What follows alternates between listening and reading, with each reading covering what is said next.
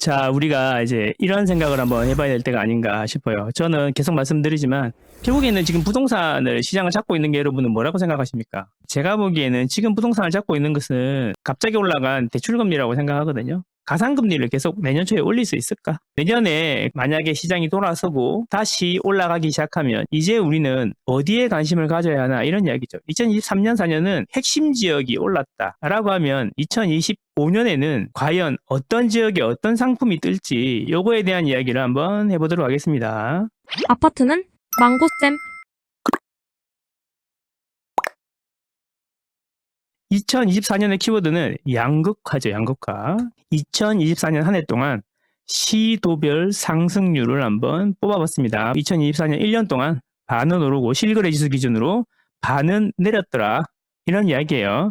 자, 가장 많이 오른 곳은 어디냐면 서울, 인천, 경기입니다. 서울, 인천, 경기. 이게 독보적입니다. 그죠? 그 다음에 전북, 울산 이런 순서인데 이 오름폭이 서울에 비하면 나머지들은 너무나 작아 보인다. 이런 이야기죠. 서울만 올랐다. 이게 양극화인 거죠.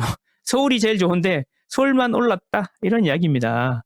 자, 그 다음에 서울 내에서도 구별로 아파트 가격 상승률이 있을 거 아닙니까? 그러면 서울 내에서는 어디가 많이 올랐냐? 그래서 쭉 이렇게 나래비를 세웠는데 다행히 2024년 실거래 기준으로 9월까지 떨어진 것은 없어요. 도봉구가 제일 조금 올랐는데 2024년에는 계속 말씀드리면 성동구가 1위다. 성동구가 9.15%로 1위고요. 그 다음이 서초, 송파입니다. 송파. 그리고 마포, 용산, 강남 순서로 올랐다라는 겁니다. 여기서도 우리가 알 수 있죠. 전국 기준으로 보면은 서울이 많이 올랐는데 열어보면은 서울 내에서도 1급지가 많이 올랐다. 강남, 서초, 송파에다가 용산, 성동 이런 데가 많이 올랐더라라는 겁니다. 이게 바로 양극화 아니겠습니까? 양극화. 그 다음에 연식별로 가격 상승률을 또 뽑아봤습니다. 그랬더니 5년 이하는 7.3% 올랐고 10년 이하는 5.8%, 10년에서 15년은 6% 올랐더라. 이런 이야기죠. 그 이후에 15년 이상 20년 초과는 상대적으로 덜 올랐다. 이건 또 무슨 이야기예요? 지역 내에서 상품별로 보면 신축이냐 구축이냐 뭐 이런 이야기 하잖아요. 연식별로 보면 가장 많이 오른 것은 신축이다. 이게 바로 얼죽신이다라는 겁니다. 이게 데이터로 나타나고 있다라는 거죠. 그래서 우리가 다 이제 강남, 서초, 송파 신축 아파트, 그렇죠? 강남, 서초, 송파가 안 되면 그 외 지역의 신축 아파트만 받지 않습니까? 그래서 이제 2024년은 양극화가 점점 심해지는 시대였다라고 합니다. 근데 이렇게 하면 사람들이 생각하는 게 뭐냐면 앞으로도 계속 그렇게 될 것처럼 생각하게 된다라는 겁니다. 자, 정말 그럴까요? 자, 문제는 뭐냐면 그러든가 말든가 대부분의 사람들은 강남이나 서초에 신축 아파트를 살 수 없다라는 게 사실이죠. 그렇죠? 강남, 서초, 송파에 있는 아파트가 전국에 있는 아파트의 1%밖에 안 되는데 그 1%가 되기는 쉽지 않다는 거잖아요. 그러면 이제 현실적으로 이제 시간이 지나면서 양극화가 해소가 될 겁니다.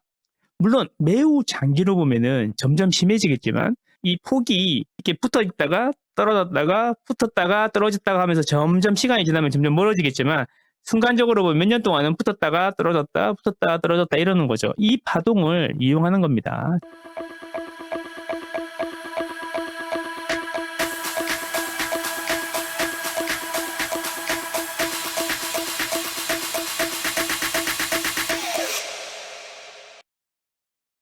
캔틸런 효과라는 게 있죠. 캔틸런 효과. 자, 캔틸런 효과는 뭐냐면 차별적 인플레이션. 무슨 소리냐면 인플레이션, 돈 가치가 떨어지는 거잖아요. 집은 그대로 있는데 집 가격이 올라가는 이유는 돈이 많아졌기 때문에 그렇다. 근데 이제 돈이 많아지는 걸 인플레이션이라고 그러고 유동성이 늘어난다. 돈이 공급된다. 이런 건데 시장에 돈이 공급이 되면요. 다 같이 오르는 게 아니더라. 오르는 순서가 있더라. 이런 이야기인데 무슨 소리냐면 시장에 돈이 쑥 들어오잖아요. 그러면 전체적으로 다 같이 오르는 게 아니라 자, 수요는 많은데 공급이 비탄력적인 거. 그러니까 수요를 공급이 못 따라가는 게 먼저 오르더라. 이런 이야기죠. 그런 게 여러분들 어떤 게 있다고 생각하십니까? 수요에 비해서 공급이 부족한 거. 그런 게 어떤 게 있죠? 아파트가 있죠. 아파트. 아파트 한번 지으려고 그러면 10년은 걸립니다. 그죠? 서울 기준으로. 그러니까 그게 수요가 비탄력적이라서 그래서 유동성이 공급이 되면 제일 먼저 오르고, 금 같은 거 있잖아요. 금은 어때요? 돈이 많아지는데 금 채굴량은 갑자기 늘릴 수 있는 게 아니잖아요. 자, 그래 금값이 오르고 이러는 거다라는 거죠. 그러면 나중에 오르는 건 뭐냐? 돈이 계속 많아지다가 보면은 수요에 비해서 공급이 탄력적인 거 있잖아요. 수요가 많으면 바로 공급이 늘어나는 거 있잖아요. 그런 게 뭐가 있어요, 여러분? 그런 건 생필품 같은 거죠. 생필품. 우리가 소위 말하는 물가가 오른다, 막 이러면서 와 이렇게 빵값이 오른다, 뭐 교통비가 오른다, 막 가스 요금이 오른다 이런 거 있잖아요. 그 우리 한번 다 느껴봤지 않습니까? 언제였습니까? 2022년, 2021년 이럴 때 한번 다 느껴봤잖아요. 그래서 제일 마지막에 수요에 비해서 공급이 탄력적인 게 오르더라. 그러면 시장이 끝나더라라는 겁니다. 그게 중요한 겁니다.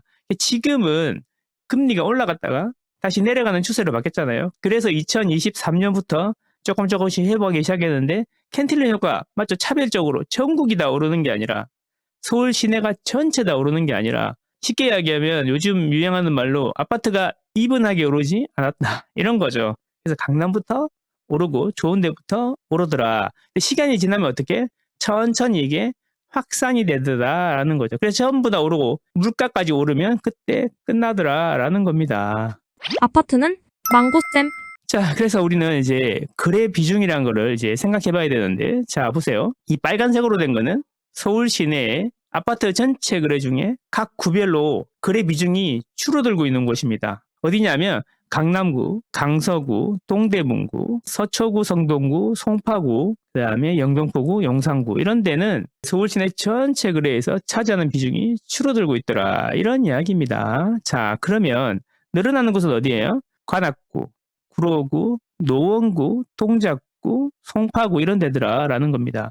자, 늘어나고 있는 곳하고 줄어들고 있는 곳을 보면은 거래 비중이 늘어나고 있는 곳이 줄어드는 것보다 더 하급지더라라는 겁니다. 이게 왜 이럴까요? 저는 두 가지 때문에 그렇다고 생각하는데 이 캔틸런 효과처럼 일단 좋은 게 먼저 오르고 나니까 그다음에 차선으로 집은 오를 것 같고 사고는 싶은데 강남은 못 사니까 성동구를 사고 성동구를 또 사고 싶은데 성동구를 못 사니까 동대문구를 사고 이런 거 아니겠습니까?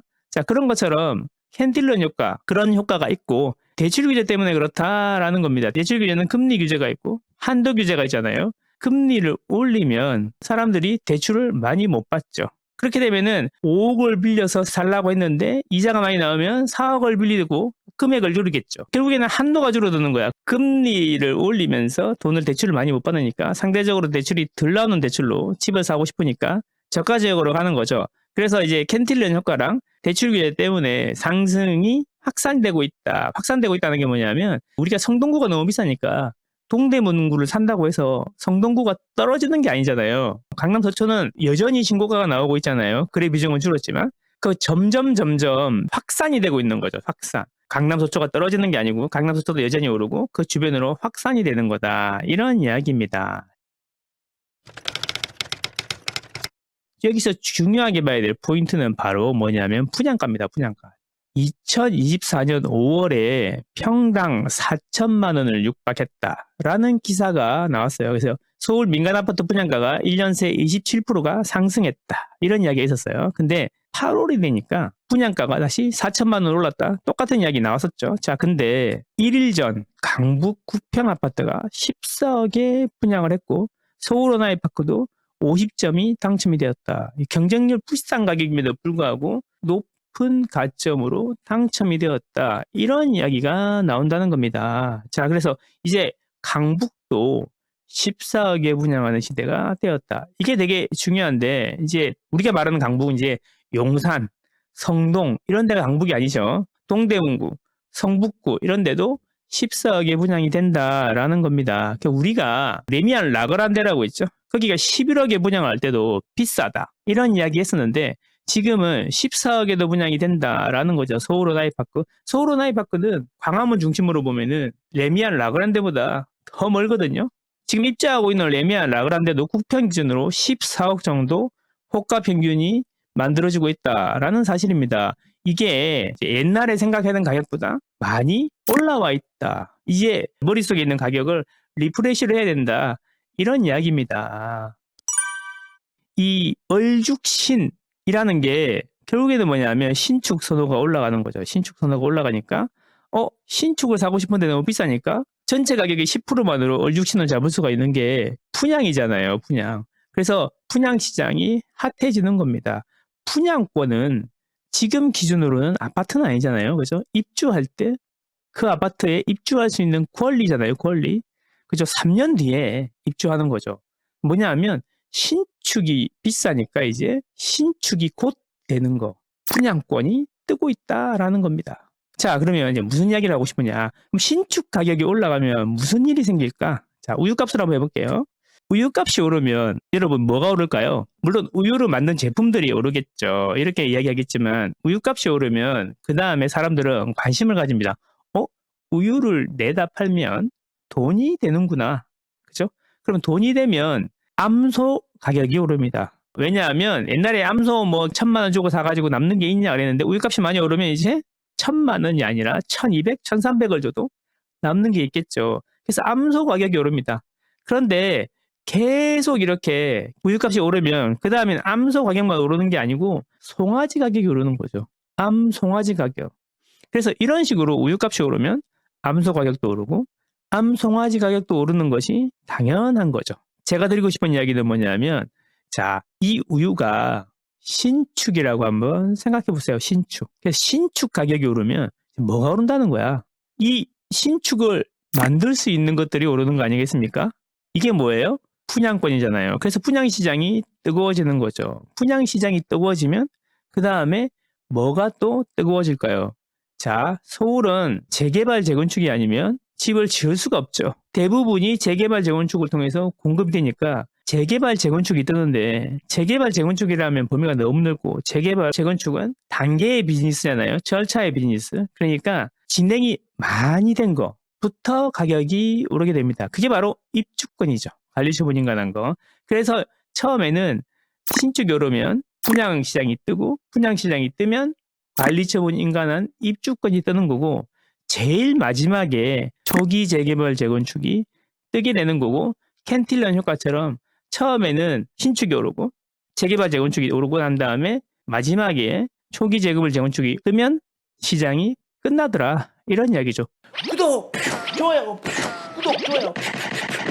그래서 이제 지역별로도 위계가 있지만 여러분 상품별로도 위계가 있고 오르는 순서가 있다 이런 이야기인데요. 새 아파트가 오르면 얼죽신이죠. 그 다음 뭐가 오르겠어요? 그 다음에 헌 아파트가 오릅니다. 한자로 말하면 기축 또는 구축이 되겠죠. 헌 아파트도 오르는데 헌 아파트가 오를 때쯤 되면 또 뭐가 오르냐면은 곧 아파트가 되는 게 오른다는 거죠. 이게 뭐예요? 분양권, 입주권. 그래서 이게 입지가 좋은 곳에 구축하고 분양권, 입주권이 오르게 된다. 이런 말씀을 드리고요. 제일 마지막에 뭐가 올라요?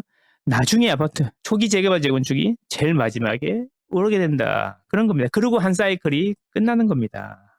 자, 그러면 2024년 12월 현재 분위기가 많이 안 좋은데 이제 그러면 2025년에 다시 유동성이 풀리기 시작하면 어디가 오를까요? 당연히 뭐 강남, 서초, 송파 좋은 거 알고 거기도 오를 거 알지만 오르는 단위가 다르잖아요. 오를 거 알지만 현실적으로 사기가 힘들다. 그러면 우리는 어디에 무엇에 주목해야 됩니까? 그 다음에 B급지, C급지에 신축이나 A급지에 입지 좋은 구축이나 또는 B급지, C급지의 재개발, 재건축 중에 진행이 많이 된 거에 관심을 많이 가져야 된다. 이런 이야기죠.